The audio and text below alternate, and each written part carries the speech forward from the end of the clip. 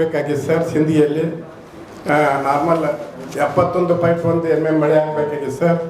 222 mm ಮಳೆ ಆಗಿದೆ sir. Excess 213 mm ಆಗಿದೆ ಸರ್. ಈ ವರ್ಷ ಒಳ್ಳೆ ಒಂದು 33 ವರ್ಷದಿಂದ ಈ ಒಂದು ಮೇದಲ್ಲಿ ಒಂದು ಒಳ್ಳೆಯ ಮಳೆ ಆಗಿದೆ ಸರ್. ಇನ್ನು ಸಿಂಧಗಿ ತಾಲೂಕು ಅದೇ ಆಲ್ಮೇಲದಲ್ಲಿ ಸಹಿತ ನಮ್ಮ ಆಲ್ಮೇಲ್ ತಾಲೂಕದಲ್ಲಿ 70.8 mm ಆಗಬೇಕು. 180 mm ಮಳೆ ಆಗಿದೆ ಸರ್. ಆ್ಯಕ್ಚುಲ್ ಹೆಚ್ಚುವರಿಯಾಗಿ 155% ಮಳೆ ಆಗಿದೆ ಸರ್. ಈ ಒಂದು ಆದಂಥ ಮಳೆಯಿಂದ ಸರ್ ಈ ನಮಗೆ ಏನು ಇವತ್ತು ಮೇ 15 ಈ ಮಳೆ ಪ್ರಾರಂಭ ಆಗಿದೆ ಸರ್. ಅದರಿಂದ ಏನಾಯ್ತು ಅಂತಂದರೆ ಎಲ್ಲರೂ ಗಳೆ ಹೊಡ್ಕೊಂಡಿದ್ರು, ನೀರು ಹರಗುದು ಎಲ್ಲ ಮಾಡಿದ್ರು. ಆ ಒಂದು ಮಳೆ ಅದೊಂದು ಒಳ್ಳೆಯ ಒಂದು ಅಂದ್ರೆ ಮಾಡೋಕೆ ಅಂತ ಹೇಳ್ತೀವಲ್ಲ ಸರ್, ಬೆಳೆ ಇನ್ನು ಭೂಮಿ ತಯಾರು ಮಾಡೋಕೆ ಒಂದು ಒಳ್ಳೆ ಮಳೆ ಆಗಿದೆ ಸರ್. ಎಲ್ಲರೂ ಭೂಮಿ ಒಳ್ಳೆಯ ರೀತಿಯಿಂದ ತಯಾರು ಮಾಡ್ಕೊಂಡಿದ್ದಾರೆ ಸರ್. ಈಗ ನಿನ್ನೆ ಮೊನ್ನೆ ಮತ್ತೆ ಮಳೆ ಪ್ರಾರಂಭ ಆಗಿದೆ ಸರ್. ನಡುವೆ 2 ದಿನ ಗ್ಯಾಪ್ ಆಗಿತ್ತು. ಈ ಒಂದು ಮಳೆಯಿಂದ ಇನ್ನು ಬಿತ್ತಲಿಕ್ಕೆ ಪ್ರಾರಂಭ ಮಾಡ್ತಾ ಇದ್ದಾರೆ ಸರ್. ಮಳೆ ಆಗೈತಿ. ಬಿತ್ತನೆ ಬೀಜದ ಬಗ್ಗೆ ನೀವೇನು ಕ್ರಮ ತೊಗೊಂಡ್ರಿ ಸಿಂಧಗಿ ಮತಕ್ಷೇತ್ರದಾಗ? ರೈತರವಾಗಿ ಬಿತ್ತನೆ ಬೀಜ ಕೊಡುವ ಸರ್ ಸಂಬಂಧಪಟ್ಟವಾಗಿ ಏನಿದೆ ನೀವು ಅವೇರ್ನೆಸ್ ಕಾರ್ಯಕ್ರಮ ಏನಿದೆ ಮಾಡಿರಿ ಸರ್? ಈಗಾಗಲೇ ನಾವು ವಿಕಸಿತ KVK ಅವರು ಮತ್ತು ನಾವು ಕೃಷಿ ಇಲಾಖೆಯವರು, ಆತ್ಮ ಸಿಬ್ಬಂದಿಯವರು ವಿಕಸಿತ ಕೃಷಿ ಅಂತ ಹೇಳಿ ಸರ್.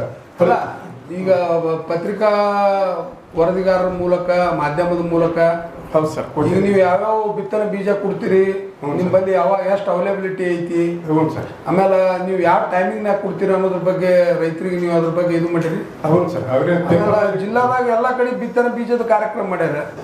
ಸಿಂಧಗಿಯಲ್ಲಿ ಮಾಡಿಲ್ಲ ನೀವು?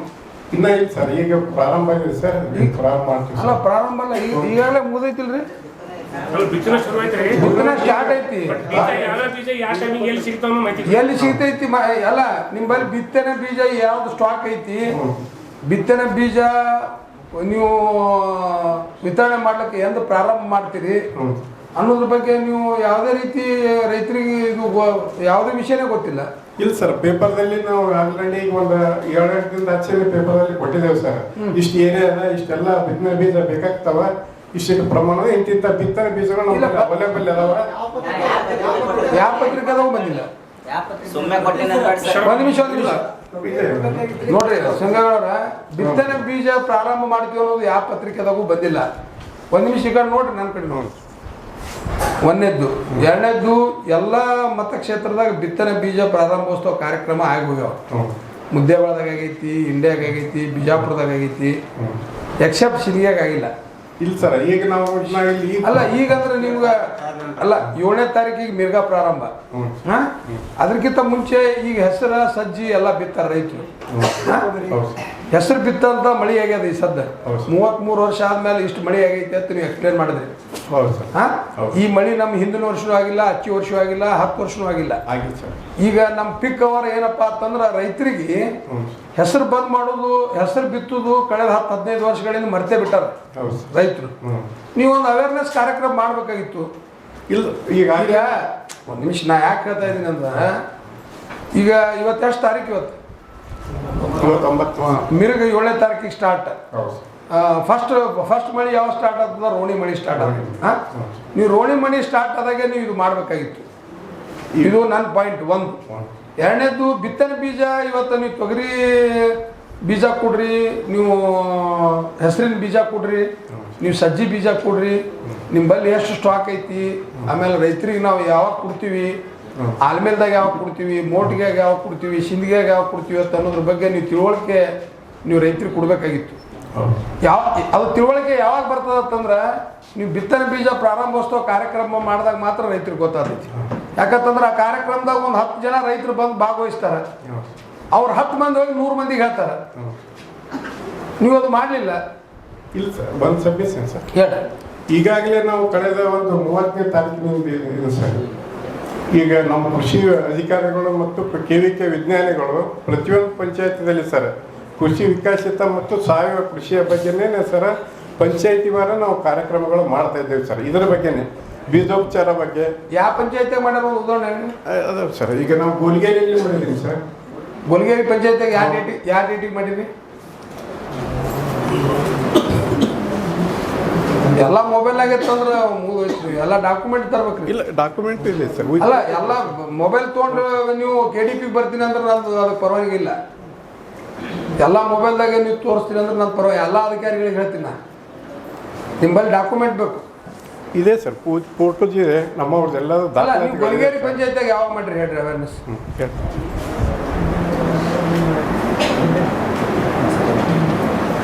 ನಿಮ್ಮ ಮುಂಗಾರು ಬಿತ್ತನೆ ನಮ್ಮಲ್ಲಿ ಯಾವ್ಯಾವ ಸೀಡ್ಸ್ ಸಿಗ್ತಾವ ಅನ್ನೋದು ಯಾವ್ಯಾವ ಬಗ್ಗೆ ಮಾಹಿತಿ ಕೊಡಬೇಕೈತಲ್ಲ. ಬರ್ತೀನಿ ಸರ್. ಮಾಡ್ಯಾರ ನೀನೆ ರವಿವಾರ ಮಾಡಿವಿ ಸರ್. 8ನೇ ತಾರೀಕಿಗೆ. ಹೌದು ಸರ್. ಹಂದಿನೂರು ಮಾಡಿ ಸರ್. ಗೋಲಿ ನೀನೆ ಮಾಡಿ ಸರ್.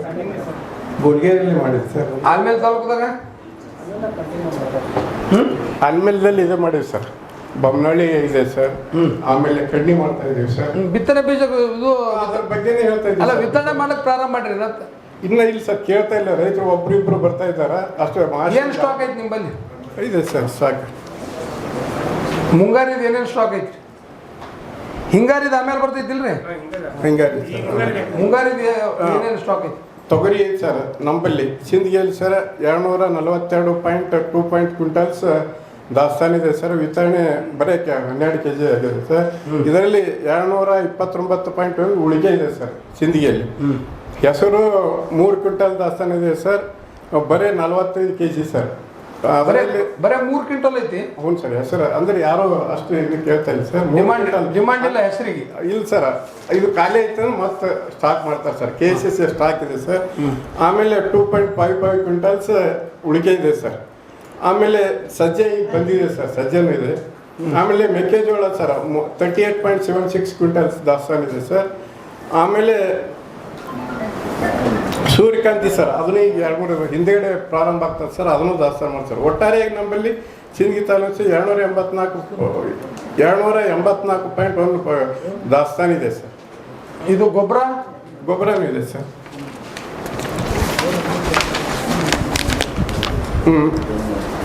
ಒಟ್ಟಾರೆಯಾಗಿ ನಮ್ಗೆ ಬೇಡಿಕೆ ಸರ್ ಸಿಂದಗಿ ತಾಲೂಕಿನಲ್ಲಿ 23,533 ಕ್ವಿಂಟಲ್ ಮೆಟ್ರಿಕ್ ಟನ್ಸ್ ಬೇಡಿಕೆ ಇದೆ ಸರ್.